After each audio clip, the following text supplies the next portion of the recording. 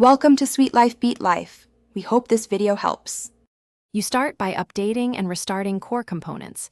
This fixes most simple hangs.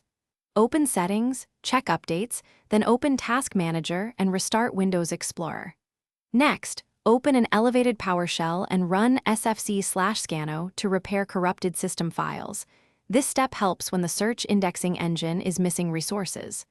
Once done, reboot to apply changes and make sure the Windows search service is set to automatic so the system restarts it reliably.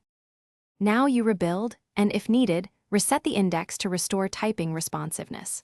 Go to Control Panel Indexing Options and choose Rebuild. This forces reindexing of files so results update. If that fails, run PowerShell commands to unregister and re-register Cortana/search UI components or use the built-in app repair for search. These reset internal caches. After rebuilding, remove and re-add folders to the index to isolate a corrupt path that could be blocking typed input. Finish by verifying the problem scope and using deeper repair tools. Create a new local account to see if search works there. If it does, your profile is corrupted and you should migrate data.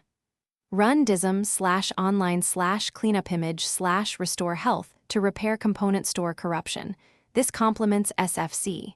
If nothing helps, perform a system restore to a known good point or an in-place repair install to preserve apps and files while restoring system components. Troubleshooting tip. Thanks for watching. Consider subscribing if we helped you.